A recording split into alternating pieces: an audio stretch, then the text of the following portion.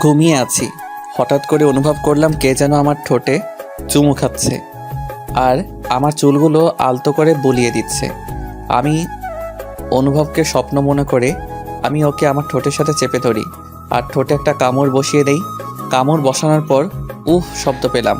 পেয়ে চোখ খুলতে দেখি আমার মামাতো বোনের ঠোঁট দিয়ে রক্ত বের হচ্ছে আর ও আমার দিকে লজ্জা লজ্জা চোখে তাকিয়ে আছে। আমি তখন বুঝতে পারলাম আমার অনুভবগুলো স্বপ্ন ছিল না, সবগুলোই সত্যি ছিল। আমি ধমকের সুরে বললাম, তুমি এখানে কি করো আর ঠোঁট দিয়ে রক্ত বের হচ্ছে কেন? তুমি তো কামড় দিলে, আবার তুমি বলতেছো রক্ত বের হচ্ছে কেন? তার মানে তুমি এতক্ষণ এইরকম করলা? ছি ছি ছি, তোমাকে আমি বোনের চোখে দেখি আর তুমি কি না এসব? তুমি জানো তুমি আর আমি অনেক বছরের ছোট বড়, তোমার বয়সের পার্থক্য অনেক। আর তুমি তো পিচ্ছি একটা মেয়ে, তোমার সাথে তো আমার যায় না, তুমি এখনো ছোট মানুষ। আমি অত কিছু বুঝি না, আমি তোমাকে ভালোবাসি আর তোমাকেই বিয়ে করব। এই কথা বলার সাথে একটা থাপ্পড় মারলাম আর বললাম, ছোট মানুষ, এত বড় বড় কথা বলো কেন? কেবল পড়ো 10ম শ্রেণীতে আর এখনই প্রেমে পড়েছ? এর সেতু রুম থেকে চলে গেল। থাপ্পড়টা জোরেই দিয়েছিলাম, চোখ দিয়ে পানি বের হইতেছে। যদিও মারার পর আফসোস করতেছি, কারণ আমারও কিছুটা ভালো লাগে সেতুকে, কিন্তু ও আমার অনেক ছোট, ওকে তো অনেক কোলেও নিয়ে থাকছি। আসুন এখন পরিচয় দেই, আমার নাম মোহাম্মদ ফররুখ আহমেদ শুভ। আমি অনার্স 4র্থ বর্ষে পড়ি আর গল্পের নায়িকা হলো আমার মামাতো বোন। আরটুকু উপরে পড়ছেন। সেতু চলে যাওয়ার পর আবার ঘুম, বুঝিনি মামার বাড়ি আসছি। ঘুম থেকে উঠে কি করব? রাতের সময় মামার বাড়ি আসছি, তাই সেতুর সাথে দেখা হয় নাই। আর ওইসব ঘটনা ঘটলো সকালে। আসলে আমার 5টা মামা আর তারা সবাই এক বাড়িতে থাকে, জয়েন্ট ফ্যামিলি। পরে 10টার পর ঘুম থেকে উঠলাম, উঠে ফ্রেশ হয়ে বাইরে আসতেই 5টা মামি ডাকা শুরু করলো, শুভ আসো ভাত খেয়ে যাও। আমি বললাম, মামি আপনারা কি পাগল হলেন নাকি সবাই ডাকতেছেন সব ঘরে খাবো কেন? মামি আপনারা কি পাগল হলেন নাকি সবাই ডাকতেছেন সব ঘরে খাবো কেন? এদের ভিতরে সেতু আম্মু যেটা ওইটা বেশি ডাকতেছে। আমি ওই মামির উদ্দেশ্য করে বললাম, এত নাম ধরে না ডেকে বললেই তো হয়, জামাই আসেন ভাত খাইয়া যান। আরে আমি তো জামাই করে বলতেই চাই, কিন্তু আমার মেয়ে তো তোমাকে রিজেক্ট করে দেবে, তখন আবার তুমি কষ্ট পাবা, তাই ডাকি না। এই কথা বলার সাথে সাথেই সব মামি হাসাহাসি শুরু করলো। পরে নানি ডাক দিল, গেলাম, গিয়ে দেখি নানি ঘরে ভাত নিয়ে রাখছে। নানি খাইতে দিল, আমি খাইতে বসলাম। খেয়ে উঠে শুয়ে থেকে ফোন চাপতেছি আর সকালের কথা ভাবতেছি। তখন মামি ডাক দিল, আমি গেলাম। মামির কাছে যেতেই মামি বলল, কে রে, সকালে কি হয়েছিল? সেতু চোখে জল নিয়ে বের হলো আর রাগ করে না খেয়ে স্কুলে চলে গেল। কিছু না মামি, ঘুমাইছি অনেক দেরি করে। আর ও যায়া ডাক দিছে, ওর ডাক শুনে আমি জোরে ধমক দিছি, তাই হয়তো। আমি পাঠিয়েছিলাম ডাকতে ভাত খেতে আসার জন্য। আচ্ছা যা হয়েছে, তোকে তোর মামা একটু পাশের স্কুলে ডাক দিতে বলছে, যা। আমি ভাবতে লাগলাম, মামা কেন স্কুলে গিয়ে ডাকতে বললো কেন? আমার মামা আসলে হাই স্কুলে মাস্টার। পরে গোসল করে রেডি হয়ে নানির কাছে গেলাম, গিয়ে মিষ্টি সুরে সুরে বললাম, ও নানি দাও, ও নানি দাও। টাকা নাই আমার কাছে, আমি কি কামাই করি? টাকা কই পাবো? আরে ভাই ভাবছেন আমি ফকির না, কিন্তু ফ্রিতে টাকা নিয়ে খরচ করলে দরদ থাকে না। পরে অনেক কষ্ট করে টাকা নিলাম, নিয়ে গেলাম মামার স্কুলের দিকে। বেশি দূরে না, কাছেই মামার স্কুল। পরে স্কুলের মাঠে গিয়ে মামাকে গিয়ে ফোন দিলাম। ফোন দিয়ে বললাম, মামা আসতে বলেছিলেন। অফিস রুমে আছি, তুমি আসো। পরে গেলাম, গিয়ে সালাম দিলাম। রুমের ভিতর গেলাম, মামা বলেন, একটা কাজ করে দিবা আমার হয়ে? এইরকমভাবে বলছেন কেন? কাজ দেন, একটা 10টা করে দিব। তুমি তো জানো আমার মেয়ের রাগ কিরকম। সেতুকে বলেছিলাম ওকে আজকে শপিং করিয়ে দিব, কিন্তু স্কুলের একটা কাজের জন্য নিয়ে যেতে পারবো না। তুমি একটু শপিং করিয়ে নিয়ে আসো। ঠিক আছে মামা। মনে মনে আমার টাকার 12টা বাজবে আজকে। এই নাও টাকা। লাগবে না মামা, আছে আমার কাছে। যেভাবে নিচ্ছি ওইভাবে নাও, কথা বলো কেন? বাইরে মনে সেতু আছে, ডেকে শপিং এর কথা বলো, চলে যাবে। পরে টাকা দেখি 5,000। পরে সেতুকে দেখলাম বান্ধবীদের সাথে গল্প করছে। আমি এই স্কুলে পড়াশোনা করছি, তাই সবাই চিনে, কেউ কিছুই বলে না। সরাসরি সেতুর কাছে গিয়ে ডাক দিলাম। প্রথম ডাক দেওয়ার পর শুনলো না। পরে বললাম, মামা টাকা দিয়েছে তোমাকে শপিংয়ে নিয়ে যাওয়ার জন্য, না গেলে থাক, টাকা মেরে দিব আর কম দামি ড্রেস এনে বলবো এটা কিনেছে। আমি এসব বলছি আর সেতুর বান্ধবীগুলো আমার দিকে হা করে তাকিয়ে আছে। ওর বান্ধবীদের দিকে লক্ষ্য করে দেখলো যে সবাই হা করে তাকিয়ে আছে আমার দিকে। এটা দেখে সেতু রেগে ওর বান্ধবীদেরকে বলল, ওভাবে দেখে লাভ নাই, ওই চিকনা শুধু আমার, ওর আমার বিয়ে ঠিক হয়েছে। বিয়ের কথা শুনে সেতুর বান্ধবী বলল, আমি তো ভাইয়ার সাথে কালকেও কথা বলছি, ভাইয়া তো বললো বিয়ের জন্য পাত্রী খোঁজা হচ্ছে। আরে তোমাকে বলছি মানে, আর তোমাকে তো আমি চিনি না। ভাই আমার আইডির নাম হলো মিয়া, আমি মন্দ না। ও তুমি সেই মেয়ে? তোমার সাথে বলার সময় ভেবেছিলাম তুমি হয়তো সুন্দরী না, কিন্তু এখন দেখে মনে হচ্ছে আসমান থেকে পরী নেমে এসেছে। এটা বলে সেতুর দিকে তাকাতে দেখি সেতু আমার উপর রাগে কটমট করছে। মনে হইতেছে আজ তো খেয়ে ফেলবে। ভাইয়া ওইভাবে বলিয়েন না, লজ্জা লাগে। এটা বলার সাথে সাথেই সেতুর যত রাগ আমার উপর উঠেছিল, সব রাগ ওই মেয়েটার উপর, যারার জন্য। ইতি দাঁড়া, তোর রাগ ছুটাইতেছি। এটা বলে গিয়ে ইতিকি স্কুল ব্যাগ দিয়ে বাড়ি শুরু করলো আর বলল, শালা, তুই আর আমার হবু স্বামীকে মেসেজ দিবি না, যদি দেস তাহলে তোর 24টা বাজাবো। তুই আর আজে বাজে মেয়ের সাথে মেসেজ রিপ্লাই দিবি না, আর ব্লক করে দিবি। আমি নিশ্চুপ হয়ে শুনলাম। আর কিছু বললে আমাকেই ব্যাগ দিয়ে বাড়ি শুরু করতো। স্কুল থেকে সরাসরি শপিং মলের দিকে রওনা দিলাম। স্কুল থেকে বের হয়ে অটো ডাকলাম। অটোতে যাবা না, রিক্সা করে যাবা। তুমি রিক্সা ডাকো। রিক্সায় গেলে শরীরের সাথে সাথে শরীর লাগবে, আর মানুষ দেখলে প্রবলেম হতে পারে। আমরা প্রেম করি, তাই এক রিক্সাতে যেতেই পারি। লোকে কি বলে বলুক, তাতে আমার যায় আসে না। পাগল হইছো নাকি? আমরা প্রেম করলাম কবে? আচ্ছা বাদ দাও ওসব, রিক্সা ডাকো, শপিং করতে যাব। পরে বাধ্য হয়ে রিক্সা নিয়ে শপিংয়ের উদ্দেশ্যে বের হলাম। রিক্সায় অনেক বিরক্ত ফিল হচ্ছে, কারণ সেতু আমার শপিং মলে যাওয়ার আগ পর্যন্ত রিক্সার ভিতর আমার হাত ধরেছিল। মনে হইতেছে স্বামী স্ত্রী যাচ্ছি। পরে শপিং মলে ঢুকে এটা কেনে ওটা কিনে, কিনার কোনো শেষ নাই। মামা টাকা দিছিল 5,000, আর কিনতে মোট খরচ হলো 7,000। 2,000 টাকা পকেট থেকে গেল। টাকার জন্য মনটা খারাপ হয়ে গেল। ভাই রে ভাই, মেয়েদের নিয়ে কখনো শপিং করতে যাইস না, জীবন তেনা তেনা বানাই ফেলাই দেয়। শপিং করা শেষ হলে বাড়ির উদ্দেশ্যে রওনা দিলাম। শপিং করতে করতে 3টা বেজে গিয়েছিল। টাইমের দিকে খেয়াল ছিল না, ক্ষুধাও লাগছে, তাই ভাবলাম রেস্টুরেন্টে যায়া কিছু খেয়ে নেই। সেতুকে বললাম, সেতু রাজি হয়ে গিয়েছে। দুজন খেতে গেলাম। রেস্টুরেন্টে ঢোকার সাথেই কে যেন মেইলি কণ্ঠে শুভ কইয়া ডাক দিল। আমি এদিক ওদিক তাকাতেই দেখি কেউ নাই। তখনই আমার সামনে ডাক আসতেছে, কিন্তু চিনতে পারছি না, মুখটাও ভালো করে দেখা যাচ্ছে না। একটু এগিয়ে গিয়ে দেখি আমির প্রাইমারি এবং হাই স্কুলে বান্ধবী জুলেখা। আমি জুলেখাকে দেখে অনেক খুশি হয়ে গেলাম। পরে ভালো মন্দ জিজ্ঞেস করলাম, কৌশল বিনিময় করলাম। পরে আমি জুলেখার পাশেই বসলাম আর সেতুকে জুলেখার বান্ধবীর পাশে বসতে বললাম, কিন্তু সেতু দাঁড়িয়ে আছে, তাও আবার রাগী দৃষ্টিতে। কি হলো বস? কে রে মেয়েটা? আমার মামা তো আর বলতে পারলাম না। আমি ওর হবু বউ, আর এখন ওর প্রেমিকা। আর আপু, আপনি আপনার বান্ধবীর পাশে বসুন, আমি আর উনি একসাথে বসবো। আপনার সাথে বসলে আমার ভালো লাগবে না। উঠুন, উঠে এই পাশে আসুন। অনেক মানুষ, কিছুই বলতে পারছি না, তাই সেতুর কথা মতোই চলতে লাগলাম। আমি আর সেতু বসলাম এবং জুলেখা আর ওর বান্ধবী বসলো। খাবারের অর্ডার দিল। খাবার আসতেই সেতু উঠে হাত মুখ ধুইতে গেল। কে রে, কবে থেকে শুরু করলি? আরে ওসব কিছুই না, আমার মামাতো বোন আমাকে অনেক ভালোবাসে, তাই এই রকম করে। সামথিং সামথিং মামা। এর মধ্যে সেতু চলে এসেছে, তাই চুপ হয়ে গেলাম। টেবিলে খাবার দিয়ে গেছে, খাবার খাওয়া শুরু করলাম। খাবার খেতে খেতে জুলেখা সেতুকে জ্বালানোর জন্য বলতে লাগলো, শুভ, তুই তো অনেক শুকিয়ে গেছিস, আয় তোকে খাওয়াই দিই। স্কুলে থাকতে তো অনেক খাওয়াই দিয়েছি, হাই স্কুল পাশ করে চলে গেলি, আর খাওয়াই দিতে পারি নাই। কি বলিস এসব? তুই কবে খাওয়াই দিলি? মিথ্যা বলিস কেন? একটা চোখ মেরে জুলেখা বলল, আর গার্লফ্রেন্ডের সামনে অত বোকার শাস্তি হবে না। সেতু আমার দিকে অগ্নি দৃষ্টিতে তাকিয়ে আছে, মানুষের জন্য কিছু বলতে পারছে না। এই উঠ, আর খেতে হবে না, অনেক খেয়েছিস। চল বাড়ি চলে যাব। খাওয়া তো হয় নাই, এখনই যাব মানে?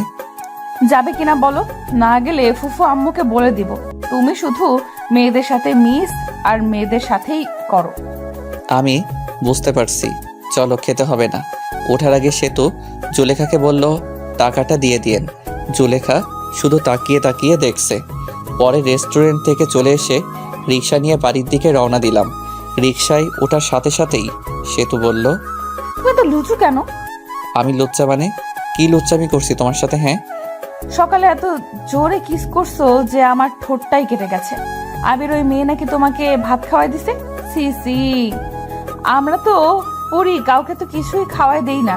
তুমি ছোট থাকতেই খাওয়াই দিছে, এখন অনেক বড় হয়েছো, এখন মনে হয় অনেক কিছু খাও মেয়েদের কাছ থেকে। আর আমি তো আগে মেয়েদের সাথে কথা বলি নাই, আর এখন মেয়েটা কি খাওয়াবে? হ্যাঁ, মিথ্যা বলো কেন?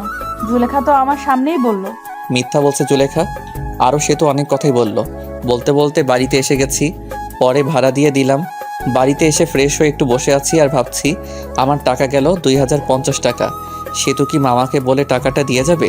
50 টাকা না দিলেও চলবে, কিন্তু আর বাকি টাকা দিলে ভালো হতো। আরে ভাই, ভাবছেন এত টাকার চিন্তা করছি কেন? আসলে আমি মধ্যবিত্ত ফ্যামিলি থেকে বড় হইতেছি, কিন্তু আমার নানা অনেক ধনী ব্যক্তি, সেই সুবাদে মামাদেরও অনেক টাকা। যারা মধ্যবিত্ত ফ্যামিলি থেকে বড় হইতেছেন তারা জানেন মধ্যবিত্তদের টাকাটা কি। মধ্যবিত্ত ছেলেদের 1 টাকা খরচ করলেও হিসাব করে করতে হয়।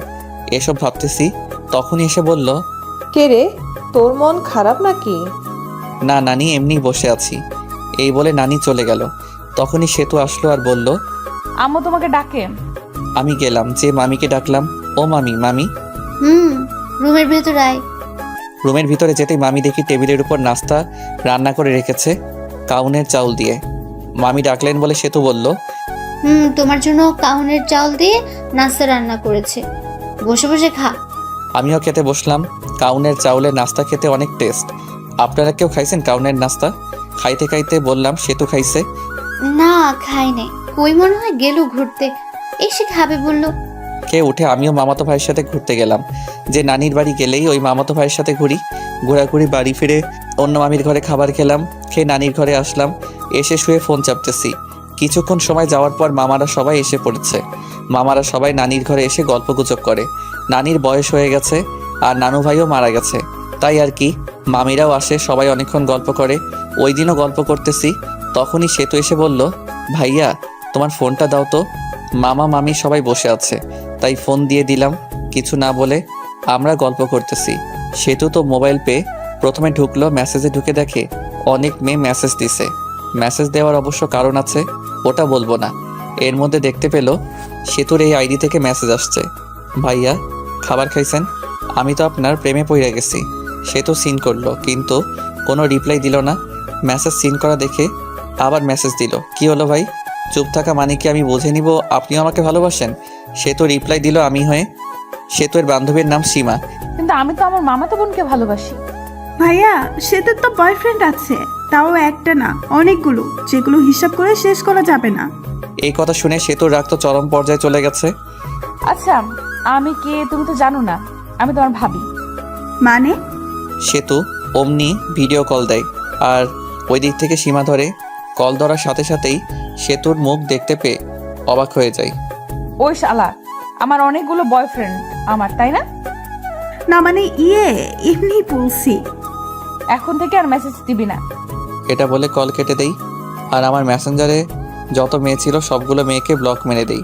এমনকি যেসব আমার ফ্রেন্ড লিস্টে ছিল সব মেয়েকেই ব্লক করে দেই, আর মেসেঞ্জারে সব চ্যাট মুছে ফেলে, আর রিলেশন স্ট্যাটাস দেই ইন এ রিলেশনশিপ। মা, ফোনটা শুভকে দিয়ে দিও। তুই এত বড় ছেলেকে নাম ধরে বললি কেন? ও তোর ভাই, আর তুই ফোন নিয়েছিস, তুই দিয়ে আয়। পাবো না। মামি আমাকে ফোন দিয়ে গেল। ফোন হাতে নিয়ে দেখি ফোনের সব কিছুই চেঞ্জ। ওয়ালপেপার দিছে সেতুর, আর লেখা ওয়ালপেপার পাল্টালে তুমি শেষ। পরে ডাটা অন করে মেসেঞ্জারে ঢুকলাম। মেসেঞ্জার একেবারে ভীম দিয়ে ঘষে পরিষ্কার করে ফেলেছে। তখনই একটা মেসেজ আসলো অচেনা আইডি থেকে। মেসেজে লেখা ছিল, শুভ সাহেব, এত ভেবে লাভ নাই, সব কিছু আমি ডিলিট করে দিছি। তোমার চ্যাট লিস্টে শুধু আমিই থাকবো। তোমার চ্যাট লিস্টে প্রথম ব্যক্তি আমি, আর শেষ ব্যক্তিও আমি। আর কোনো মেয়েদের সাথে কথা বলবা না, কথা বললে কিন্তু প্রবলেম হয়ে যাবে। তুমি কে? আর তুমি আমাকে চিনো কিভাবে? আমি চিনি তোমাকে, আর তুমিও আমাকে চেনো, তোমার আশেপাশেই আছি। আমি চিনতে পারছি, তুমি আর কেউ না, আমার কিউট বোন সেতু। ওই শালা, বোন বলা বাদ দিয়া বউ বললেই তো পারিস। সবাইকে কি বউ বানানো যায়? সবাইকে বলতে হবে কেন? শুধু আমাকে বলবা। তোমাকে বলবো কিভাবে? তুমি তো আমার আদরের ছোট বোন। তোকে কয়বার বলবো যে আমাকে আর বোন বলবি না? এরপরে বোন বললে তোর 12টা বাজিয়ে দিব। আচ্ছা বাদ দাও, অনেক রাত হয়েছে, ঘুমিয়ে পড়ো। ওকে। আমিও ঘুমালাম। সকালে উঠে বাড়িতে চলে আসব। ঘুম থেকে উঠে দেখি সেতু আমাকে জড়িয়ে ধরে শুয়ে আছে। এই সেতু, এইভাবে ধরে আছো কেন? মামি অথবা অন্য কেউ দেখলে কি ভাববে? কেবল তো এসে একটু জড়িয়ে ধরলাম, আর এরকম করছো কেন? সেতু ছাড়তে চাইনি, আমি জোর করে ছাড়িয়ে নিলাম। তুমি এখানে কি করো? হ্যাঁ, আম্মু ডাকতে পাঠাইলো তাই আসছি। তুমি যাও, আমি আসতেছি। সেতু মুখটা বেঁকিয়ে চলে গেল আর ফ্রেশ হতে চলে গেলাম। ফ্রেশ হয়ে মামির কাছে গেলাম। দেখি মামি অনেক কিছু রান্না করছে। মামি এত কিছু রান্না করছেন, কেউ আসবে নাকি? ফাজলামো করা বন্ধ কর। তুই আসোস, আসার পর যখন চলে যাবি তখন তোর জন্য প্রতিবারই রান্না করি। আমি মিষ্টি একটা হাসি দিয়ে খাবার টেবিলে বসলাম। পাশে সেতু ছিল, তাই সেতুর দিকে তাকিয়ে দেখি মুখটা মলিন হয়ে গেছে। মুখ মলিন হয়েছে হয়তো আমার যাওয়ার কথা শুনে। আমি থাকলে হয়তো কিছুদিন মজা করতে পারতো আমার সাথে। রংপুর চলে যাবা কবে? বিয়ে না করে যাব না মামি, আব্বু পাত্রী দেখতেছে। ওমা, তাই নাকি? চোখের সামনে পাত্রী থাকতে আবার পাত্রী খোঁজা লাগে? কিরে সেতু, মনে মনে কি বলিস? আসলেই বিয়ে করবা? আপনিও না মামি, বিয়ে করলে আপনারা জানবেন তো। খাবার খেয়ে রুমে এসে কাপড়গুলো ব্যাগে তুলতেছি, তখনই সেতু আসলো আর বলল, তোমার সাথে কিছু কথা আছে। আমি শুনতেছি, বলো। আমার হাত ধরে নিয়ে গিয়ে খাটের উপর বসালো আর সেতুর আমার সামনে দাঁড়িয়ে আছে। কিছু সেকেন্ড দাঁড়িয়ে থাকার পর সরাসরি আমার ঠোঁট দুটো লেপটে নিল ওর ঠোঁটের সাথে। কিছুক্ষণ পর ছেড়ে দিল আর বলল, আমি তোমাকে অনেক ভালোবাসি, তোমাকে ছাড়া আমি বাঁচবো না। আই লাভ ইউ শুভ। আমি স্তব্ধ হয়ে আছি, কি উত্তর দিব ভাবতে পারছি না। আমিও সেতুকে ভালোবাসি, কিন্তু আমাদের বাস্তবতা অনেক কঠিন। আমার মামারা আমাকে অনেক বিশ্বাস করে। উত্তর দাও, কি হলো? সেতু, তুমি পাগলামি করছো কেন? তোমার আমাদের সাথে যায় না, আর আমাদের সম্পর্ক কেউ মেনে নেবে না। মাঝখান থেকে আমাদের যে মধুর একটা সম্পর্ক আছে, এটা নষ্ট হয়ে যাবে। আর আমার মামা মামিদের ভালোবাসা থেকে বঞ্চিত হতে চাই না। আর তোমাকে ভালোবেসে তোমাকে নিয়ে হয়তো পালিয়ে গেলাম। পালিয়ে গেলে মামা মামিদের কাছে থেকে আগের মতো ভালোবাসা পাবো না। আর তোমরা উচ্চ ফ্যামিলির মেয়ে, আর আমরা নিম্ন মধ্যবিত্ত ফ্যামিলির ছেলে। তোমার আব্বুকে বললে সে কোনো কারণেই রাজি হবে না। এর ভিতর একটা কারণ হলো আমরা নিম্ন মধ্যবিত্ত। আর আমার আরেকটা সমস্যা আছে, যেটার কারণে আমি কোনোদিন হয়তো বিয়ে করতেও পারবো না।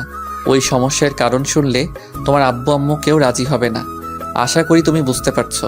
তুমি এখন অনেক ছোট, আগে বড় হও, তখন সব কিছু বুঝতে পারবা।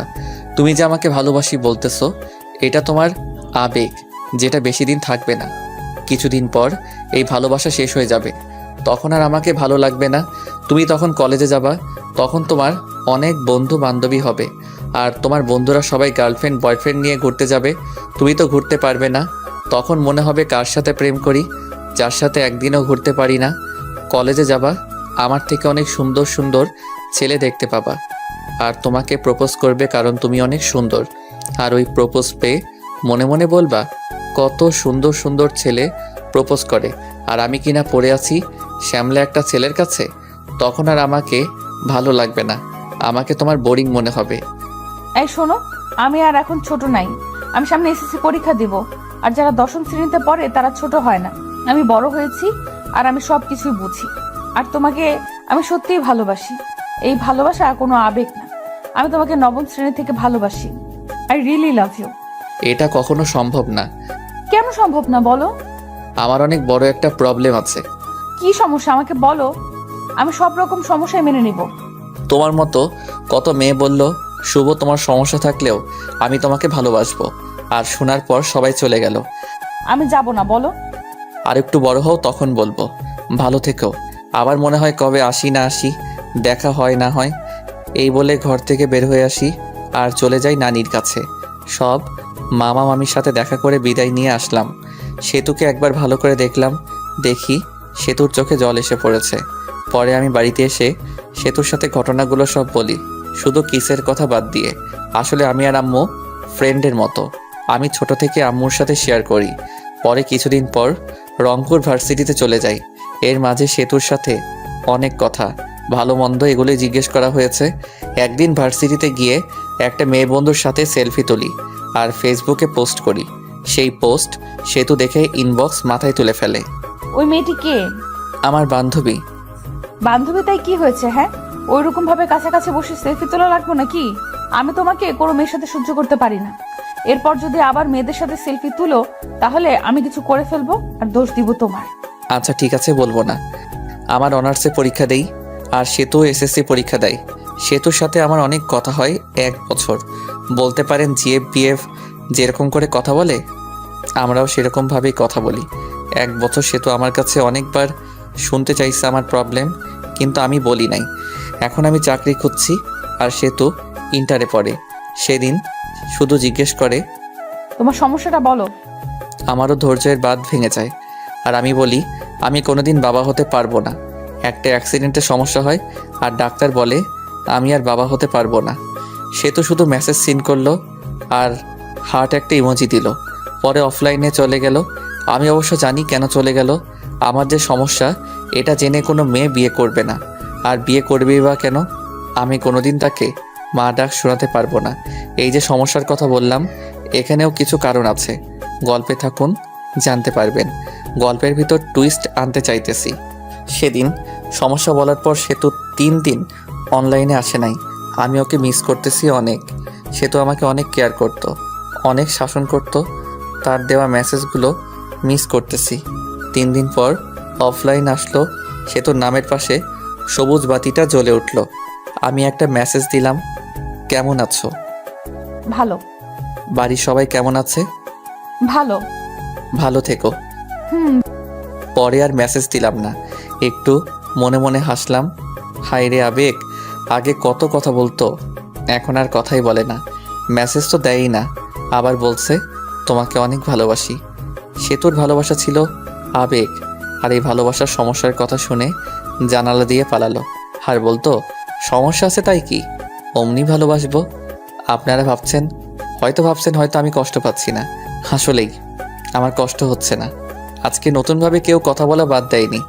অনেকে এরকমভাবে বলতো ভালোবাসি, কিন্তু সমস্যার কথা বলতেই কথা বলা বন্ধ করে দিছে। যদিও অন্য মেয়েদের থেকে সেতুর ব্যাপারটা একটু আলাদা, কারণ সেতুকে আমি ভালোবাসি। আর ভালোবাসাও না ভালো লাগা এই আর কি। সেতুকে মিস করি, তার মেসেজগুলো মিস করি, এটাই, তাছাড়া আর কিছুই না। এখন আস্তে আস্তে সেতুকে ভুলে যাব, তার দেওয়া মেসেজগুলো আর মিস করব না। আমার একটা চাকরি হয়ে গেছে, এখন আর আমি বেকার নাই। কিছুদিন পর শুনতে পেলাম সেতুর বিয়ে ঠিক হয়েছে একটা এমবিবিএস ডাক্তারের সাথে। শুনে ভালোই লাগলো। বিয়ের দিন তারিখ ঠিক হয়েছে। বিয়ের 7 দিন আগে থেকেই সব মামা মামি নানি সবাই ফোন দিয়ে বলতেছে তাড়াতাড়ি আসতে। আর বলবেই না কেন, 5 মামার একমাত্র ভাগিনা, অনেক আদরের। আর আমি ছোটবেলায় মামার বাড়ি বেশি থাকছি, কিন্তু এটা ওটা বলে বলি বিয়েতে যাইতে পারবো না। আসলে বিয়েতে যাইয়া সেতুর সামনে যাইতে শরম করবে, আর শরমের কারণটা আপনারা ফিল করতে পারবেন। সেতুর বিয়েতে আসতে আব্বু আম্মু আসতে বলেছে, কিন্তু না করে দিছি। আম্মু আসার জন্য জোর করে নাই, জোর করলে আসতেই হতো, কারণ আম্মু উপরের কথাগুলো সব জানে। আমার জীবনে সব ঘটনা আম্মুর সাথে শেয়ার করি। বিয়ের 4 দিন আগে সেতু মেসেজ দিছে, ভাইয়া বিয়ে আসবে না কেন? আসলে 1 বছর কথা বলার পর তোমাকে ভালোবেসে ফেলেছিলাম, আর তুমি মাঝপথে ছাইড়া দিলে। সব কিছুই সম্ভব, কিন্তু নিজের চোখের সামনে ভালোবাসা দেখা সম্ভব না। আপনাকে দিয়ে যদি আমি মা হতে না পারি তাহলে বিয়ে করে লাভ কি? আপনাকে তো কেউ বিয়ে করবে না। আমি আর কিছু না বলে হাসির একটা ইমোজি দিয়ে অফলাইন চলে গেলাম। বিয়ের 2 দিন আগে রুমে বসে আছি বললে ভুল হবে, অফিসের জন্য রেডি হচ্ছি। তখন দেখি মামা আমার দরজার সামনে দাঁড়িয়ে আছে। আমি সালাম দিয়ে বললাম, আরে মামা, কখন আসলেন? এই জায়গায় বসেন। আমি বসতে আসিনি, তোমাকে নিতে এসেছি, চলো। মামা, নতুন অফিসে জয়েন করছি, আর ছুটি দিবে না, আর এমনি গেলে চাকরি থাকবে। তোমাকে কি কেউ কিছু বলেছে? তোমার মামি কি কিছু বলেছে বলো? না মামা, আমি আর কি বলবো। তাহলে চলো, তোমার অফিসে যাব, আমি ছুটি নিয়ে নিব। পরে বাধ্য ছেলের মতো মামাকে নিয়ে গেলাম অফিসের সামনে। গিয়ে মামা কাকে যেন ফোন করলো। পরে অবশ্য বুঝতে বাকি থাকলো না যে তার বন্ধুকে ফোন দিছিল। কিরে, কি অবস্থা? ওই পাশের লোকটির কথা শুনতে পারলাম না। আমি তোর অফিসের সামনে দাঁড়িয়ে আছি। লোকটি কি বলল শুনতে পেলাম না। কিছুক্ষণ পর দেখি আমাদের অফিসের বস বের হয়ে আসলো। আসা দেখে সালাম দিলাম। ওয়ালাইকুম আসসালাম। শুভ আমার ভাগিনা, ওর ছুটি লাগবে। আরে শুভ তোর ভাগিনা হয়? আগে বলবি তো, বললে আগেই ছুটি দিয়ে দিতাম। শুভ ছুটি চাইছিল কিন্তু দেই নাই, আরো বকা দিছি। এখন তো জানলি, ছুটি দিবি নাকি চলে যাব আমি? আরে তুই আইসে ছুটি না দিয়ে পারি বল? চল কিছু খাই। পরে একটা রেস্টুরেন্টে গেলাম, গিয়ে খাইতে বসলাম। তা শুভ কি কাজ কিছু পারে না পারেই না? পারে, কিন্তু নতুন তো, তাই মাঝে মাঝে সমস্যা হয়, কিন্তু পারফরমেন্স ভালো, আগাতে পারবে। হঠাৎ করে আসলি, ফোন দিয়ে আসতি, তোর ভাবি শুনলে খুশি হতো। সময় নাই রে, এখানে দুইটা কাজের জন্য এসেছি। এক হলো তোর সাথে দেখা করতে, আর ভাগিনাকে নিতে। মামা একটা কার্ড বের করে দিল আর বলল, বিয়ের দিন চলে যাইস, আমার মেয়ের বিয়ে, আর কোনো কিন্তু চলবে না বলে দিলাম। ঠিক আছে, চলে যাব। তাহলে আজকে উঠি রে, বাড়িতে অনেক কাজ, বুঝতেই তো পারছস। আচ্ছা যা। পরে আমরা চলে আসলাম, এসে সরাসরি নানির বাড়ি। নানির বাড়ি অনেক মানুষ, সবাই আমাকে দেখে কাছে আসলো, সবাই কথা বলল। কিছুক্ষণ পর আমার ছোট কিউট বোনটা আসলো আর বলল, আমার জন্য কি নিয়ে এসছো? কিছুই না। তোমার সাথে কথা নেই, যাও। ঠিক আছে না। নীলা আমাকে চকলেট দেয়গা। পরে ছোট বোন চকলেটটা নিয়ে দৌড় দিল। আমি আম্মুর সাথে কথা বললাম, বলে ফ্রেশ হয়ে কিছু খেয়ে নিলাম।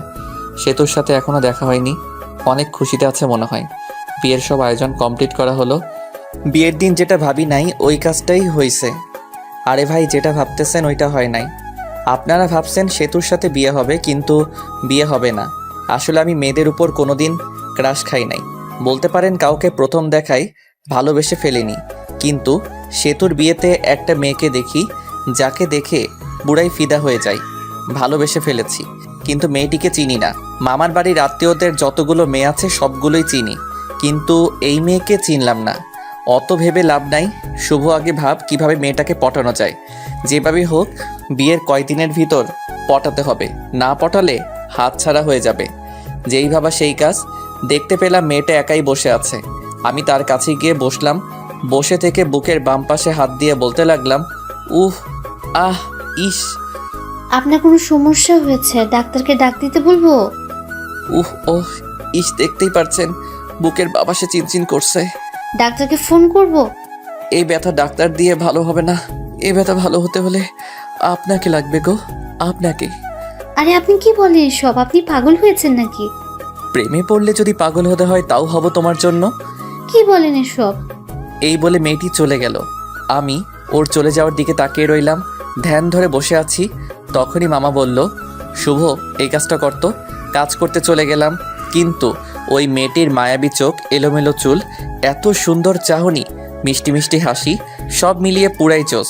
ভাবতে লাগলাম নামটা কিভাবে শোনা যায়। বাড়িতে যতগুলো লোক আছে তাদেরকে খাবার দিতে হবে, আর আমার দায়িত্ব হলো টেবিল ঘুরে ঘুরে দেখা। টেবিলের উপর সব কিছু রাখা হবে, সব আত্মীয়দের যা কিছু খাবে সব নিয়ে নিয়ে খাবে, ওইটাই দেখা লাগবো। কোন জায়গায় তরকারি শেষ হলো, পানি শেষ হলো, কারো খাইতে প্রবলেম হইতেছে কিনা। এত কাজ আর বিয়েবাড়ির এত মেয়েদের মাঝে আমার চোখ শুধু ওই মেয়েটিকে খুঁজে। বিয়েবাড়িতে মেয়ে পটানো আর কথা বলার জন্য একেবারে পারফেক্ট জায়গা। অবশেষে সবাইকে খাইতে দেওয়া হলো। অনেকে আসলো, কিন্তু ওই মেয়েটিকে আসতেছে না। কিছুক্ষণ পর সেতুর বড় বোনের সাথে আসলো ওই মেয়েটি। পরে খাবার পরিবেশন করা হলো। আমি আসতেই রিধি আপু যে টেবিলে বসেছে ওই টেবিলে গেলাম। রিধি আপুকে বললাম, একা খাচ্ছ? একলা খাবো কেন? এই যে কত মানুষ আমার আশেপাশে। আচ্ছা, আমাকে সাথে নিয়ে খাইলেও তো হয়। একটা মাংসের টুকরা খাওয়াই দাও। হ্যাঁ কর, খাওয়াই দিতেছি। আপা, এই মেয়েটার নাম কি? কোন মেয়েটা? তোর ডান পাশেরটা। ও, এর নাম হলো আফরিন। এ হলো। আর কিছু শুনতে চাই নাই, নামটা দিয়েই চলবে। আচ্ছা, মেয়েদের নাম শুনে কি করবে? আবার প্রেমে পড়ে গেলে নাকি? আফরিন শুধু সবকিছু শুনতেছে আর অবাক দৃষ্টিতে আমাদের দিকে দেখছে আর খাচ্ছে। কি যে বলো না তুমি! প্রেমে পড়ে কি করবি? ফুপুকে বলে একটা বিয়ে করে ফেল, বয়স তো আর কম হলো না, আর কিছুদিন গেলে বুড়ো হয়ে যাবি, বউ পাবি না। আফরিনের মতো সুন্দর একটা মেয়ে পেলে তো এখনই বিয়ে করে ফেলতাম। আফরিন একটু কাশি দিল খাক খাক করে। আর নিধি, কি বললি তুই? আর আমি এটা বলে ওখান থেকে চলে আসলাম। বেশিক্ষণ থাকলে প্রবলেম হয়ে যেত। সবার খাবার খাওয়া শেষ হলো, তখন মামা বলল, শুভ তুমি কি কিছু খাইছো? না মামা। তুমি তাহলে নিজের রুমে যাও, খাবার পাঠিয়ে দিতেছি। কিছুক্ষণ পর সেতুর শ্বশুর বাড়ি থেকে লোক আসবে, তখন তো আর খাইতে পারবা না। খাবার খেয়ে ভালো ড্রেস পরে এটা পরিবর্তন করো, গরমে ঘামের কারণে ড্রেসটা নষ্ট হয়ে গেছে। ঠিক আছে মামা। পরে চলে গেলাম নিধি রুমে। গিয়ে দেখি নিধি, আফরিন আরও কয়েকটা মেয়ে বসে থেকে ফোন চাপছে। আমাকে দেখে নিধি বলে উঠল, ক্যারে বান্দর, এখানে কি করস?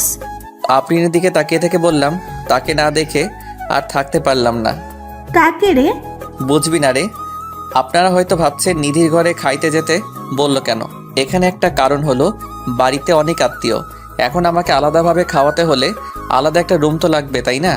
তখনই মামা খাবারের প্লেট নিয়ে ঢুকলো আর আমি টেবিলে বসে পড়লাম। মামা নিধিকে দেখতে পেয়ে বলল, তুই শুভকে তুলে তুলে দিস, শুভ তো তুলে নিয়ে খায় না। ওকে চাচ্ছ? সবার সামনে রেখে তরকারির বাটি, ভাতের বাটি আর যা কিছু আয়োজন করছিল সব খাইতে বসছি। তখন ছোট মামি এসে বলল, শুভ, ভাত নেও, তরকারি নাও। এমনকি মামি তুলে দিল। আমিও খাইতে লাগলাম। ছোট মামি চলে গেল, মেজো মামি আসলো, মেজো মামিও এসে তরকারি দিল, ভাত দিল, আমিও নিলাম। পেট ভরে গেছে। মেজো মামি চলে যাওয়ার পর আসলো সেতুর আম্মু, এসে বলল, তরকারি নাও। আমি বললাম নিব না, তবু জোর করে দিল। এদিক দিয়ে তো আমার অবস্থা খারাপ। পরে সেজো মামি এসে আরও দিয়ে গেল। আমার পেটে তো ঢুকে না। পিছনে তাকিয়ে দেখি নিধি আর ওর সাথে বসে থাকা মেয়েগুলো হাসতেছে। আর কাটা ঘায়ে নুনের ছিটা দেওয়ার জন্য নিধি এসে বলল, চামচ দিয়ে মাংস প্লেটে দিয়ে বলল, এই নিয়ে খা, বেশি করে খাওয়া। আমার অনেক রাগ উঠে গেল, মনটাই চাইতেছে ধরে পিটাই।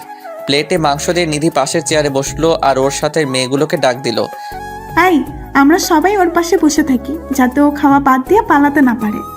ব্যাককেল মেয়েগুলো সবাই পাশে এসে বসলো, সাথে আফরিন সহ। আফরিন মনে মনে বলতেছে, আমাকে অনেক জ্বালাইছোস, এখন একটু প্রতিশোধ নেই।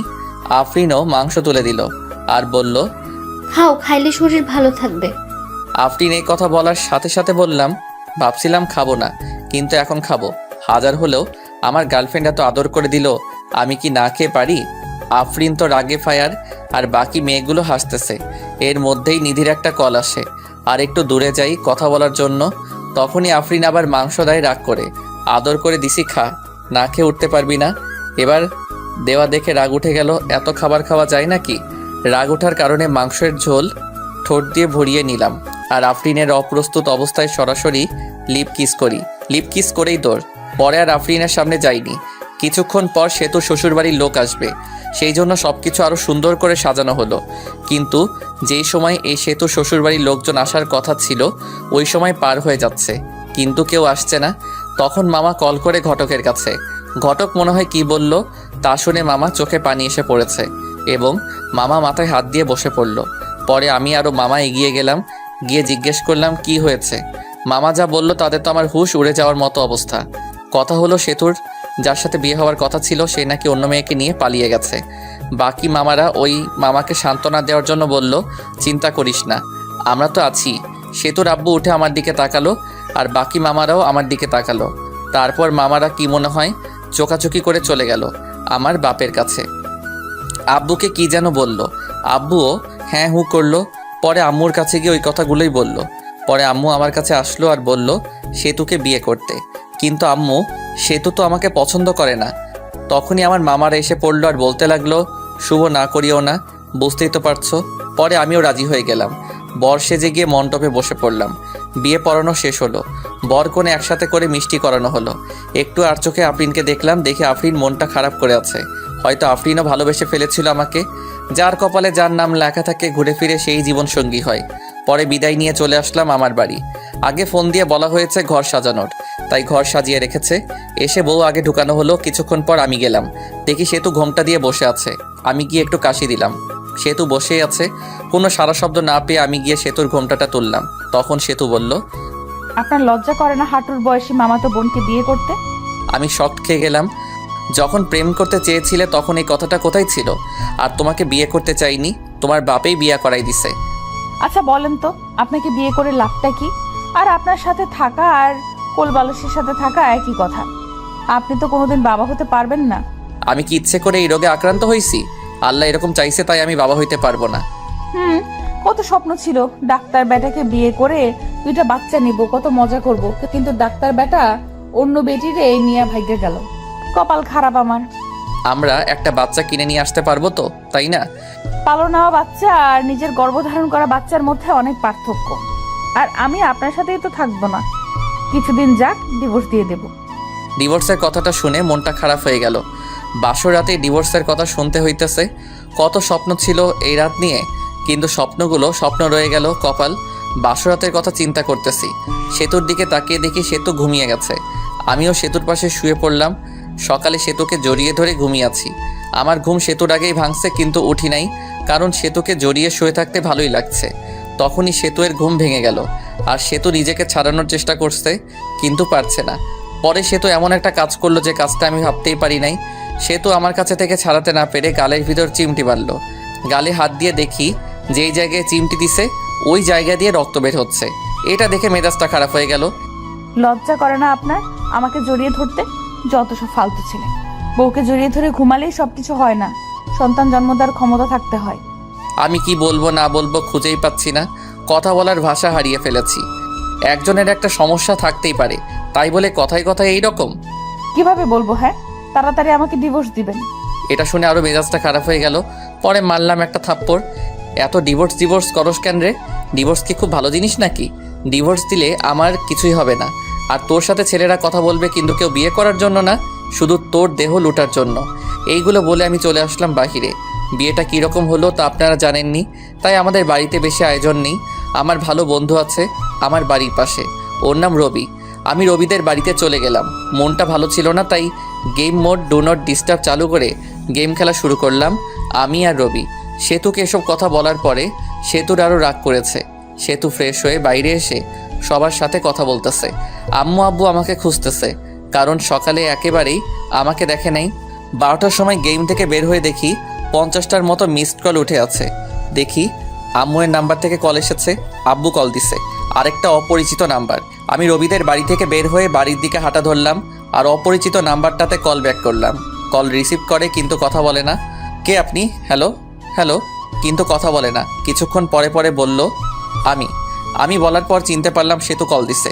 পরে কলটা কেটে দিছি। দেখি বাড়ির কাছাকাছি এসে পড়ছি। বাড়িতে ঢোকার পরপরই আব্বু আম্মু জিজ্ঞেস করলো, কই গেছিলা? রবিদের বাড়িতে গেছিলাম।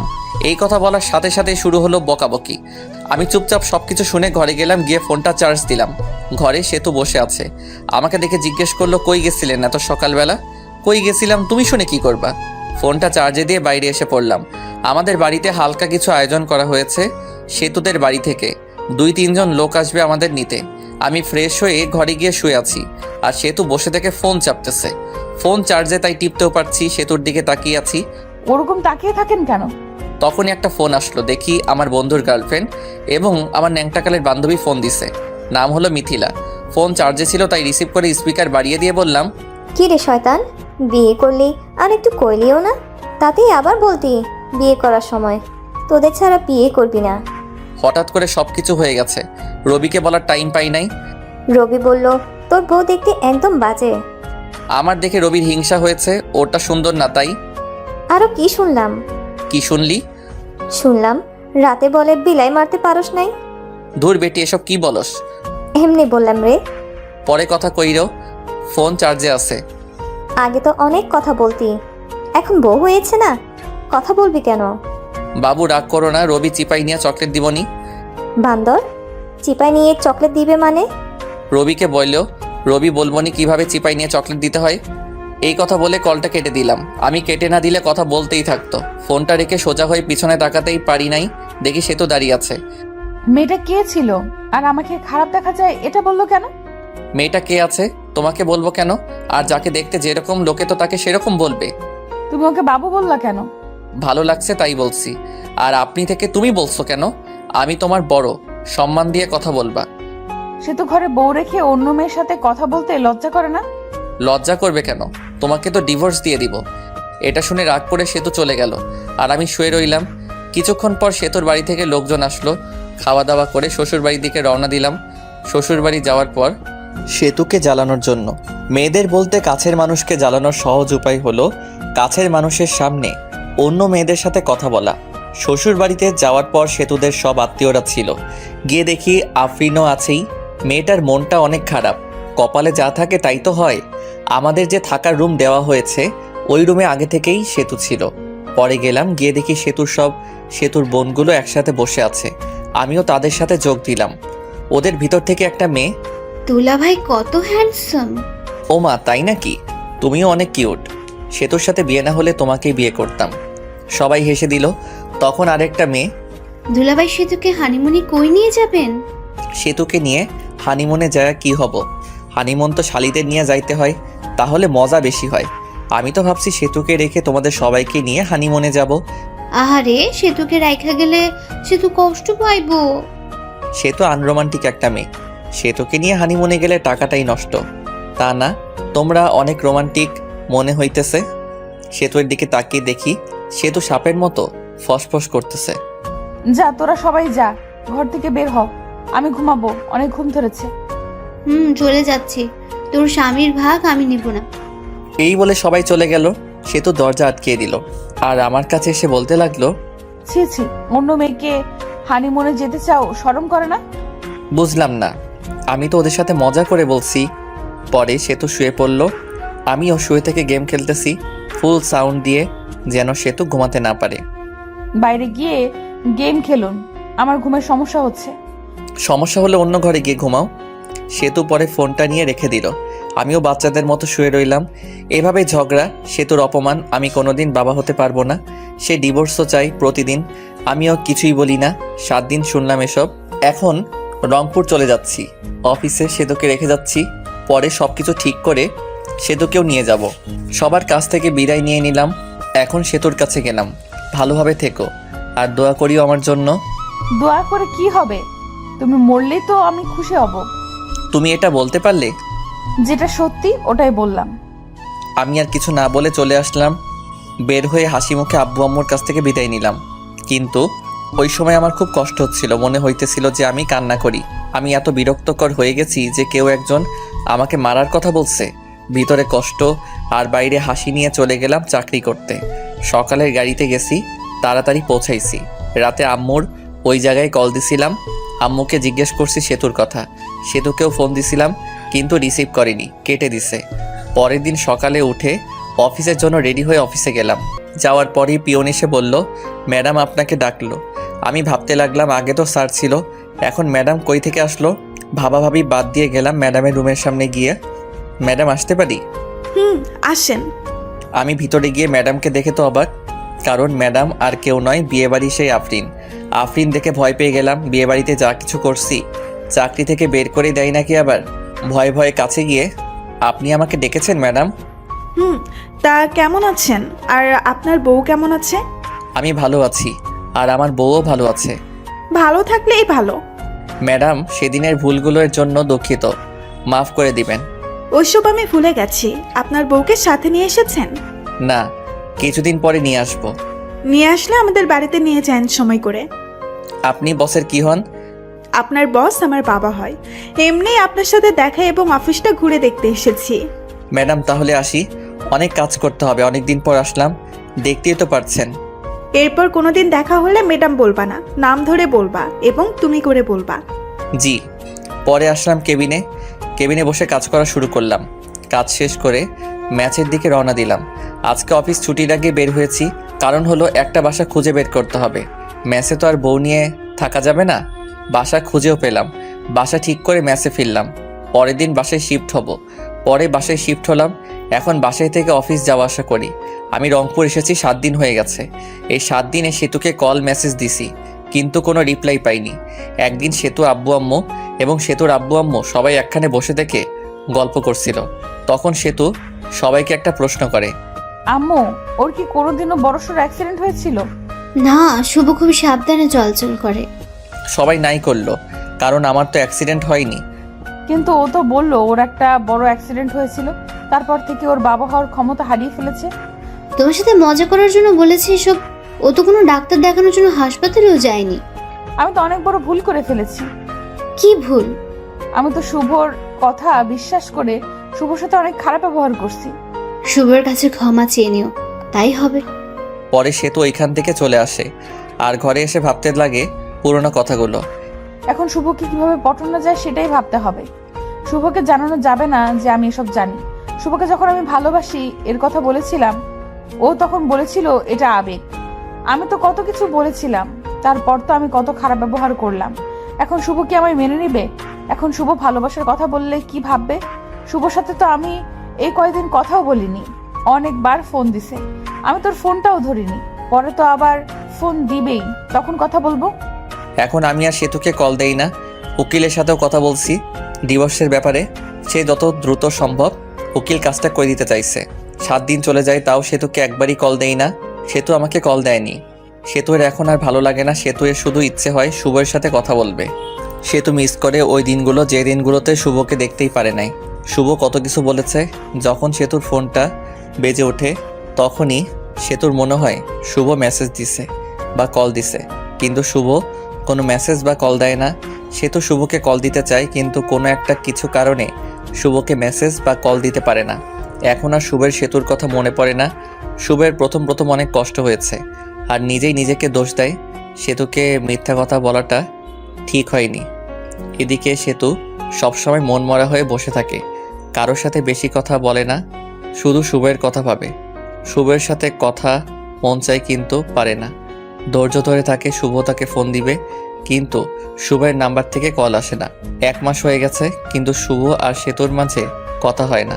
সেতু আর থাকতে না পেরে শুভকে কল দেয় রাতে, তাও আবার 12টার সময়, যে সময় শুভ ঘুমে মগ্ন হয়ে আছে। প্রথমবার ফোন ঢোকার পর ফোন রিসিভ করলো, কারণ শুভ তো ঘুম ভাঙেনি। পরের বার কল দিতেই শুভের ঘুম চোখে দেখে একটা কল এসেছে। নাম্বার না দেখেই কলটা রিসিভ করে বলে, হ্যালো, কে? আমিটা কে? আমাকে চিনতে পারোনি? আমি সেতু। আরে বোন, কোন সেতু? আর এত রাতে ঘুমে ডিস্টার্বের জন্য কল করছো কেন? আমি তোমার বউ সেতু। বউ কথাটা শুনে শুভ নাম্বারটা ভালোভাবে দেখলো। সেতুই কল দিছে। পরে ভাবতে লাগলো, আব্বু আম্মুর কোনো কিছু হলো নাকি? এত রাতে ফোন দিছে সেতু। আব্বু আম্মুর কিছু হয়েছে নাকি ফোন দিচ্ছে? আব্বু আম্মুর কিছুই হয়নি, কথা বলার জন্য ফোন দিছি। ফাইজলামি রাখো। বিএফ লগে ভাইগা গেছো নাকি? আবার এখন প্রবলেম হয়েছে দেখে ফোন দিছো? আচ্ছা, কোনো কিছু ভেবো না, সরাসরি আমার এখানে চলে আসো, আমি সবাইকে ম্যানেজ করে নিব। ঘরে স্বামী থাকতে অন্য পুরুষের সাথে পালিয়ে যাব কেন? স্বামী তো শুধু কাগজে কলমে। আচ্ছা বাদ, কালকে অফিসে যেতে হবে বাই। আর এত রাতে কোনোদিন কল দিবা না, যত সব ফালতু। এটা বলে ফোনটা কেটে দেই আর বন্ধ করে রেখে ঘুমিয়ে পড়ে। এদিকে সেতুর মনটা আরও খারাপ হয়ে যায়। আমি কি এতটাই খারাপ ব্যবহার করেছি যে শুভ ভেবে নিতেছে আমার বয়ফ্রেন্ড আছে? ছিছি, নিজের উপর ঘৃণা হচ্ছে। আর কিভাবে শুভ আগে মেসেজ দিত, কেমন আছো, কি করো, কথা বলার জন্য ফোন দিত, আর এখন কথাই বললো না, ঘুরে ফিরে আমাকে অপমান করলো। সারা রাত না ঘুমিয়ে পার করে রাত, আর ডিসিশন নেই শুভের এখানে চলে আসবে, কারণ শুভ বলেছিল বাসা ভাড়া নিচ্ছে, আর যেতেও বলেছিল আমাকে। সকালে উঠে আব্বুর কাছে গিয়ে বলে, আব্বু আমাকে শুভর বাসায় রাইখা আসেন, আমি যাব, এটা ওকে বলবেন না। আব্বু মেনে নেয়, আর বিকেলের গাড়িতে তারা রওনা দেয়। আমার এখানে এসে আব্বুর দরজায় কলিং বেল চাপ দিই। শুভ তখন ভাবতে থাকে এই সময় আবার কে আসলো। অলসতা নিয়ে দরজা খুলতে যায়, দরজা খুললে তো অবাক শুভ। শুভ তখন আব্বুকে বলে, তোমরা আসবা, বলবা না আসলে স্ট্যান্ডে আগায় যেতাম। সেতু বললো তোকে সারপ্রাইজ দেবে, তাই না জানিয়ে চলে আসলাম। আচ্ছা বসো, তোমাদের খাবারের ব্যবস্থা করি। শুভ সেতুর সাথে কোনো কথাই বলে নাই। একবার তাকিয়ে দেখেছিল সেতু অনেক শুকনা হয়ে গেছে। মনে হলো অনেক দিন ধরে খাবার ঠিকমতো খায় না আর ঘুমায়ও না। সেতুকে দেখেও না দেখার ভান করলো। সেতু আমার দিকে অসহায়ের মতো তাকিয়ে আছে। সেতুর দিকে লক্ষ্য না করে আমি খাবার কিনতে গেলাম। অবশ্য নিজেই রান্না করে খাই। আজকে শরীরটা ভালো ছিল না, তাই রান্না করিনি। হোটেল থেকে খাবার এনে আমি, আব্বু, সেতু খাইতে বসছি। তুমি কি প্রতিদিন বাজারের কেনা খাবার খাও নাকি? না আব্বু, রান্না করেই খাই। আজকে ভালো লাগছিল না, তাই রান্না করিনি। তোমরা আসবে জানলে রান্না করতাম। আরে ভাই, আমি সব কিছুই রান্না করতে পারি। এই সব কিছু রান্না আমার মা আমাকে শিখাইছে। খাবার খেয়ে আব্বুকে রুমে দেখিয়ে দিলাম, আর আমি আমার রুমে চলে আসলাম। সে তো আগে থেকে আমার রুমে গিয়ে বসে আছে। আমার রুমটা অনেক সুন্দর করে সাজিয়ে রেখেছি। রুমটা এমনভাবে সাজিয়েছি যেটা লিখে প্রকাশ করতে পারছি না। ঘরে গিয়ে দেখি সেতু বিছানায় শুয়ে কার সাথে যেন কথা বলছে। কথা বলা দেখে জিজ্ঞেস করলাম, বিএফের সাথে কথা বলো নাকি? তখন সেতু ফোনটা রেখে, আচ্ছা তোমার সমস্যাটা কি বলো তো? সেদিন এই বিএফ এর কথা আবার আজকেও বলতেছো বিএফ এর কথা। আমি অতটাও খারাপ না যে ঘরে স্বামী রেখে অন্য ছেলের সাথে প্রেম করব। পরবর্তীতে এরকম কথা বলবেন না। স্বামী তো শুধু কাগজে কলমে, কিছুদিন পর তো ডিভোর্স হয়ে যাবে। ডিভোর্সের পর পটাতে হবে, তাতে সময় লাগবে। ডিভোর্সের পর যেন তাড়াতাড়ি বিয়ে করতে পারো সেই জন্য হয়তো আগেই পটিয়ে রাখছো। আর হ্যাঁ, তোমার জন্য একটা খুশির খবর আছে। আমি উকিলের সাথে কথা বলছি, কিছুদিন পরই ডিভোর্স পেপার দিয়ে দিবে। তখন আর আমার মুখ দেখতে হবে না। ডিভোর্সের কথা শুনে সেতুর মুখটা শুকিয়ে গেছে, আর সেতুর চোখের জল এসে পড়েছে। ওদিকে লক্ষ্য না রেখে বললাম, শুয়ে পড়ো, রাত অনেক হয়েছে। সেতু চুপচাপ অন্যদিকে হয়ে শুয়ে পড়ল। আমিও কোলবালিশটা জড়িয়ে ধরে ঘুমিয়ে পড়লাম। সকালে ঘুম থেকে উঠে দেখি সেতু আমাকে জড়িয়ে ধরে ঘুমিয়ে আছে। জড়িয়ে ধরে আছে দেখে সেতুকে ধমক দিয়ে বললাম, আমাকে জড়িয়ে ধরে আছো কেন? আমাকে জড়িয়ে ধরে থাকতে পারো না, কারণ আমার সন্তান জন্ম দেওয়ার ক্ষমতা। এটা বলে ওয়াশরুমে চলে গেলাম। পরে সেতু রান্না করলো, আমি বসে থেকে ফোন চাপলাম। খাবার খেয়ে আমি অফিসের জন্য বের হলাম, আর আব্বু বলল চলে যাবে, তাই তাকে গাড়িতে উঠাই দিতে বাস স্ট্যান্ডে গেলাম। আব্বুকে গাড়িতে তুলে দিয়ে আমি অফিসে চলে গেলাম। অফিসে যাইতে দেরি হয়েছে। অফিসে গিয়ে ডেস্কে গিয়ে বসতে বসতে পিয়ন এসে বলে গেল, ম্যাডাম যাইতে বলছে। ম্যাডাম অনেক দিন পর আসলো। পরে গেলাম, জিয়ে নাম ধরে ডাক দিলাম, আফরিন কেমন আছো? ভালো। তুমি কেমন আছো? আর অফিসে আসতে দেরি করলা যে? আব্বু সেতুকে ডাকতে এসেছিল, আমি আব্বুকে গাড়িতে তুলে দিয়ে আসলাম, সেই জন্য দেরি হলো। ও, তোমার বউ এসেছে? কালকে আমার জন্মদিন, সেই জন্যই আসছিলাম তোমাকে দাওয়াত দিতে। সো সেতুকে নিয়ে চলে যাবা। আমাদের বাড়িতে না গেলে কিন্তু আমি কেক কাটবো না বলে দিলাম। আরে তোমার জন্মদিনে আমি না যাই, আমি তো আগেই যাব। হাসিটা অনেক সুন্দর। ঘরে বউ রেখে আরেকজনকে ইমপ্রেস করার চেষ্টা নাকি শুভ সাহেব? না, যেটা সত্যি ওটাই বললাম। হুম, আমি তাহলে কাজ আছে। ঠিক আছে, যাও। পরে এসে কাজ করতে লাগলাম। কাজ করা শেষ করে দুপুর টাইম হয়েছে, তখন ফোনটা বেজে উঠলো। ফোনটা হাতে নিয়ে দেখি সেতু কল দিছে। রিসিভ করার ইচ্ছা না থাকা সত্ত্বেও কলটা রিসিভ করলাম। হ্যালো, কে? আমি। ফোন দিছো কেন? দুপুরে খাবার খাইছো? খাইলেই কি আর না খাইলেই কি? আমার অনেক কিছু। তোমার সাথে কথা বলার সময় নাই। এটা বলে ফোনটা কেটে দিলাম। আপনারা ভাবছেন সেতুর সাথে এরকমভাবে কথা বলছি কেন? সেতু যেদিন আমাকে মরে যাওয়ার কথা বলেছে, সেদিন থেকে সেতু আমার মন থেকে উঠে গেছে। মনে থেকে একবার উঠে গেলে ওই মনে ওই মানুষটিকে বসানো যায় না। দুপুরের খাবার খেয়ে আবার কাজ করা শুরু করলাম। কাজ শেষ করে বাড়িতে গেলাম। যাওয়ার পর সেতুকে বললাম, আমি কিছু কেনাকাটা করে যাব, তোমার কি কিছু লাগবে? আমি একটা নতুন ড্রেস কিনবো। আমি ফ্রেশ হয়ে আসতে আসতে তুমি রেডি হও। আমি ফ্রেশ হয়ে এসে দেখি সেতু সুন্দর করে সেজে বসে আছে। সেতুকে ঠিক হলুদ পরীর মতো লাগছে। সেতুর দিকে হা করে তাকিয়ে আছি। সেতু বলল, ওইরকম করে তাকিয়ে থাকলে আমি ক্ষয়ে যাব। পরে আমার হুঁশ ফিরল। আমিও রেডি হয়ে বাইরে এসে রিক্সার জন্য দাঁড়িয়ে আছি। তখনই একটা রিক্সা থেকে ভার্সিটির ভালো একটা বান্ধবী নেমে এসে জড়িয়ে ধরে বলল, দোস্ত, কি খবর? কেমন আছিস? তোর তো খোঁজ খবর পাওয়াই যায় না। এরকমভাবে কেউ জড়িয়ে ধরে নাকি? মানুষ দেখলে কি ভাববে? সেতুর দিকে তাকিয়ে সেতু তো পুরাই আগুনের মতো গরম হয়ে আছে। এর মধ্যেই সেতু বলে উঠল, এই ফালতু মেয়ে, এভাবে জড়িয়ে ধরে আছেন কেন? শুভ, কে রে এই মেয়ে? এ হলো। আমি হলাম ওর বিয়ে করা বউ। তুই বিয়ে করলি কবে? আমাকে একটু জানালিও না। আপনারা জানায় কি হবে? ওর থেকে 2 ফিট দূরে গিয়ে দাঁড়ান। শুভ ভাবি এরকম করে কথা বলছে কেন? ওর একটু রাগ বেশি তো, পরে তোর সাথে কথা বলিও। পরে বান্ধবী চলে গেল। ওই মেয়েটা আপনাকে জড়িয়ে ধরলো কেন? ছি ছি, আপনার লজ্জা করে না ঘরে বউ রেখে অন্য একটা মেয়ের সাথে এসব করতে? না জানি কত মেয়ের সাথে এরকম করেন। আমাকে দেখে কি লজ্জা মনে হয়? হ্যাঁ, এর কোনো মেয়ের সাথে কি করি আর কি না করি সেটা আমার একান্ত ব্যাপার। এখন আর তোমার একান্ত ব্যাপার নাই, কারণ তোমার বউ আছে, আর বউটা হলাম আমি। তুমি তো আমাকে স্বামী হিসেবে মানোই না। কিছুক্ষণ চুপ থাকলো সেতু। আচ্ছা, আমাকে মাফ করে দাও, আগের ব্যবহারের জন্য দুঃখিত। আমাদের বাচ্চা না হলেও আমরা একটা বাচ্চা কিনে নিয়ে আসবো। আমি ভাবতে লাগলাম, সেতু এসব বলতেছো কেন? আগে তো খারাপ ব্যবহার করতো না। ও জেনে ফেলছে আমি ওর কাছে মিথ্যা বলছি। কিভাবে? মার্কেটে চলে আসছি, চলো শপিং করি।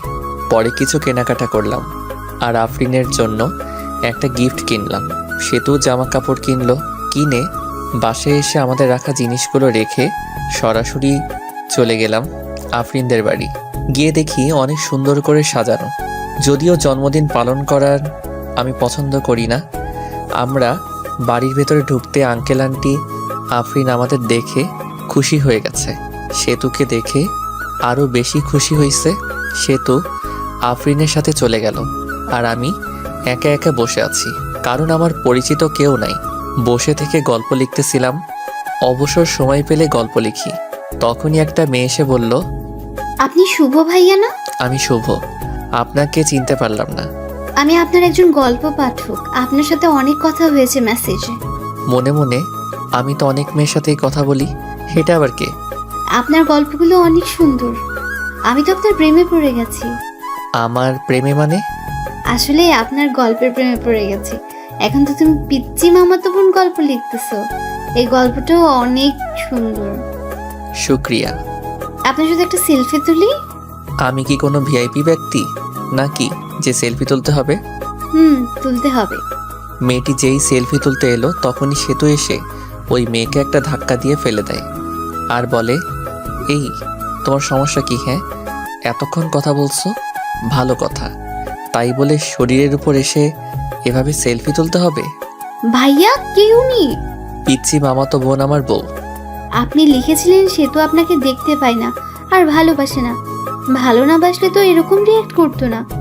এখন হয়তো ভালোবাসে। মেয়েটি চলে গেল। আমি চলে গেছি আর অন্য মেয়ের সাথে টাঙ্কি মারা শুরু করছো। এখন থেকে আমার সাথেই বসে থাকবা।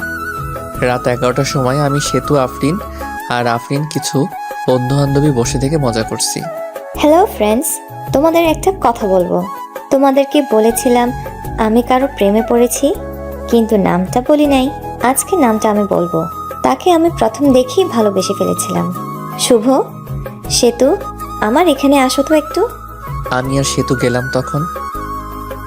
আমি শুভ, এই যে একে দেখছো, একে দেখে ভালোবেসে ফেলেছিলাম, কিন্তু ভালোবাসাটা মনে রয়ে গেছে। কারণ এই যে মেয়েটা সেতু, সেতু হলো শুভের বউ। আমার মনে ভালোবাসা মনেই রয়ে গেল। ভালোবাসা মানুষকে আপন পেলাম না। সেতু, বেস্ট অফ লাক, তোমাদের সংসার সুখের হোক। শুভরাত্রি। এটা বলে আমি আফরিন ঢুলতে ঢুলতে চলে গেল। অনেক ড্রিঙ্ক করেছে হয়তো। ওর কথাগুলো নিজের উপর নিজেরই অনেক রাগ উঠে গেল। শালার কেন যে ওইসব করতে গেলাম। চলো বাড়িতে চলে যাব। পরে আমরাও চলে আসি আর ভাবতে লাগি, সেতু কি সত্যিই আমাকে ভালোবাসে? যদি ভালো না বাসতো তাহলে তো মেয়েদের সাথে কথা বলার সময় জেলাসি ফিল করতো না। ভাবতে ভাবতে বাসায় চলে আসি। পরের দিন অফিস বন্ধ ছিল। আমার মাথায় একটা কথা ঘুরপাক খাচ্ছে, সেতু কি সত্যি ভালোবাসে আমাকে? পরের দিন অফিস বন্ধ থাকায় সেতু বলে, চলো একটু ঘুরে আসি। তুমি তো আমাকে নিয়ে একটু ঘুরতে যাও না? আমিও রাজি হয়ে যাই, ঘুরতে যাই। সেতুর সাথে ঘুরতে ভালোই লাগছিল। সেতুকে ফুচকা খাওয়াই দিছি। আরও অনেক অনেক রোমান্টিকভাবে দিনটা পার করলাম। 2 দিন কেটে গিয়েছে, কিন্তু সেতুর সাথে খারাপ ব্যবহার করিনি, বরং রোমান্টিকভাবে দিনগুলো পার করছি। হঠাৎ করে একদিন অফিস থেকে তাড়াতাড়ি চলে আসি, কারণ বাড়িতে এসে ফ্রেশ হয়ে আবার কোম্পানির কাজের জন্য বাইরে যাব। দরজায় এসে ধাক্কা দিতেই দরজা খুলে গেল। ঘরে ঢুকে দেখি সেতু মনে হয় কারোর সাথে কথা বলছে। মিষ্টি মিষ্টি হেসে কথা শোনার জন্য কোনো রকম শব্দ না করে ওর কাছে গেলাম। জানিস, শুভ তো মনে হয় আমাকে মেনে নিয়েছে।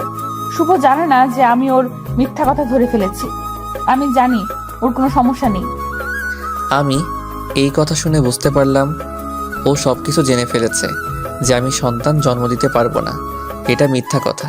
আমি নতুন একটা আইডিয়া বের করলাম, কারণ সে তো আমাকে এখনো ফুলফিলভাবে ভালোবাসেনি।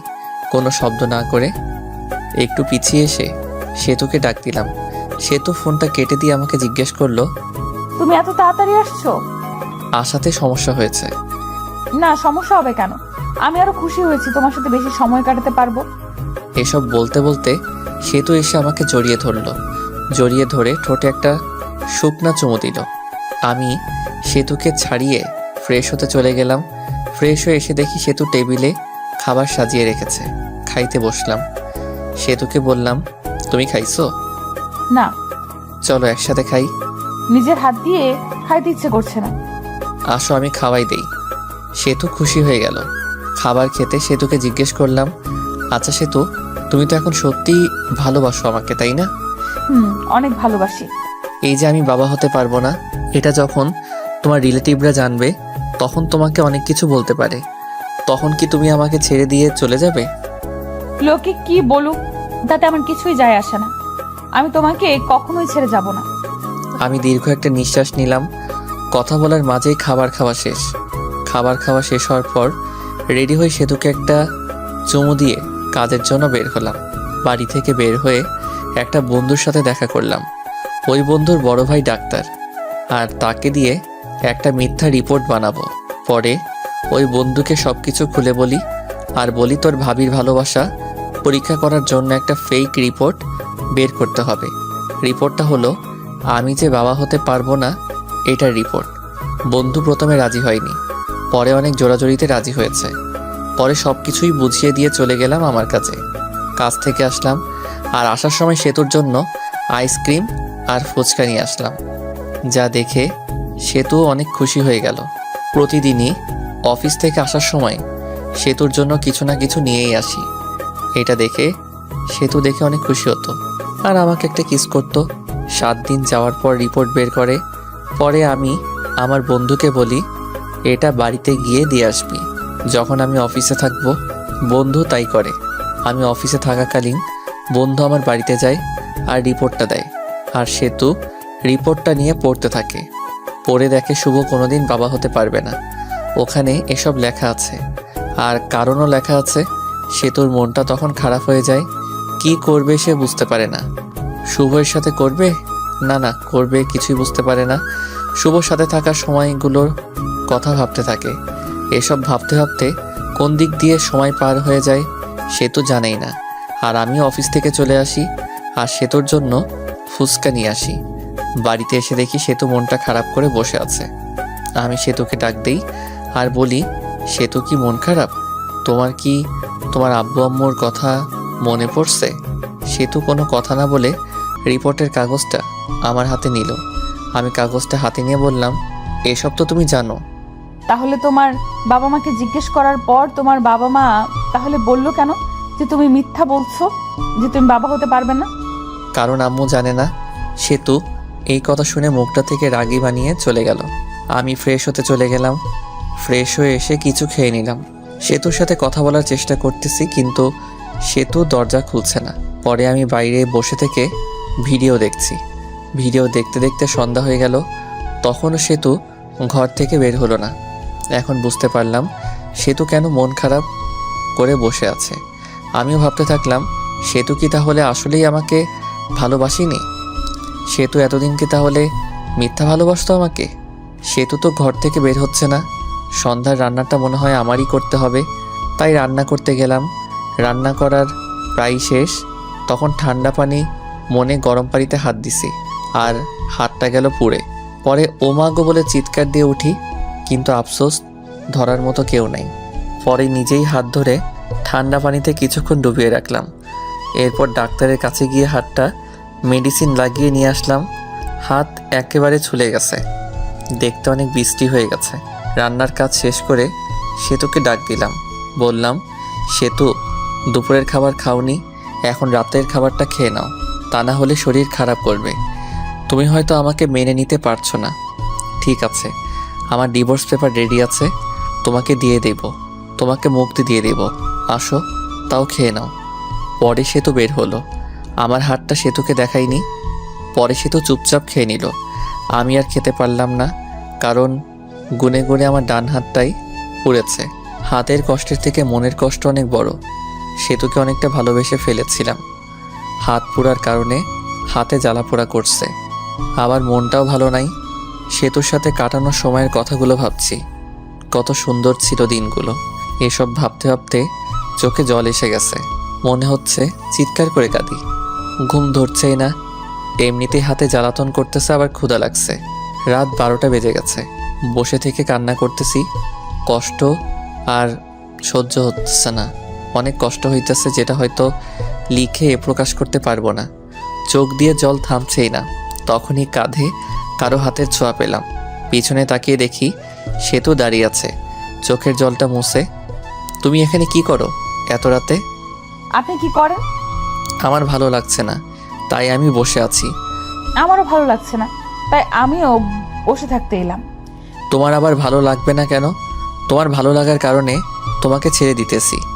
ডিভোর্স পেপার তো রেডি আছে, কালকে সকালে নিয়ে আসবো। মন খারাপ করো না তাও। মেয়েদের সাথে ফষ্টি নষ্টি করতে পারো না বলে ডিভোর্স আমাকে দিয়ে দিবে, তাই না? এসব কি বলো? তুমিও বললা ডিভোর্স দিতে। সে তো আমার কলার ধরে বলল, ওই, আমি কখন ডিভোর্স চাইলাম বল? আমি তো চুপচাপ ছিলাম। আমি বাবা হতে পারবো না শুনে তুমি মন খারাপ করে ঘরের দরজা দিয়ে বসেছিলে, তো এটা বোঝাই যায় তুমি আমার সাথে থাকতে চাও না, ডিভোর্স চাও। আর একবার ডিভোর্সের কথা বললে ঘাড়টা মোটকে দিব বলে দিলাম। আসলে আমি সরি, আমার ভুল হয়েছে। আমিও তোমাকে ছাড়া থাকতে পারবো না। আমি তোমার সাথে কাটানো সময়গুলোর কথা ভাবলাম, তুমি আমাকে কতটা কেয়ার করো ওইটা ভাবলাম। বাচ্চা হবে না তো কি হয়েছে, আমরা একটা বাচ্চা কিনে নিয়ে আসবো। তুই আমাকে ছেড়ে যাবে না? মরার আগ পর্যন্ত যাব না। আজকে ব্যবহারের জন্য ক্ষমা প্রার্থী। আমরাই তো। সেতুকে আমাকে জড়িয়ে ধরে আছে, আমিও ধরছি। রোমান্টিক ওয়েদার আমাদের মাঝে। সেতু শরীরের সাথে একটু ডান হাতটা লাগলেই উফ বলে উঠলাম। কি হয়েছে তোমার? আমি তখন সেতুকে হাতটা দেখালাম। সেতু তো চমকে উঠল। এরকম হলো কেমনে? আজকে রান্না করার সময় এরকম হয়েছে। সেতু এর চোখে জল এসে গেছে। আমি আসলে সরি, আমার সন্ধ্যার সময় এরকম ভাবে থাকা উচিত হয় নাই। তোমার অনেক কষ্ট হচ্ছে তাই না? তাহলে তুমি তো ভাতও খাও নাই তাই না? পরে সেতু প্লেটে ভাত নিয়ে এসে আমাকে খাওয়াই দিল। আমি খাইতেছি আর মাঝে মাঝে হাতে কামড় দিই। খাবার খাওয়া শেষ করে আমার বুকের উপর সেতু শুয়ে আছে। আমি সেতুর মাথায় হাত বুলিয়ে দিচ্ছি। পরে দুজনেই ঘুমিয়ে পড়ি। এখন থেকে শুরু হলো রোমান্টিক সংসার। হঠাৎ করে একদিন সেতু মাথা ঘুরে পড়ে যায় আর আমি ডাক্তারখানায় নিয়ে যাই। ডাক্তার বলে, খুশির খবর, আপনি বাবা হতে চলেছেন। এটা শুনে আমি অনেক খুশি হই। সেতুকে বলতেই সেতু মুখটা গোমড়া বানিয়ে বলে, আমার পেটে বাচ্চা আসলো কিভাবে? তুমি তো বলেছিলে বাবা হতে পারবে না, আর রিপোর্টেও লেখা ছিল।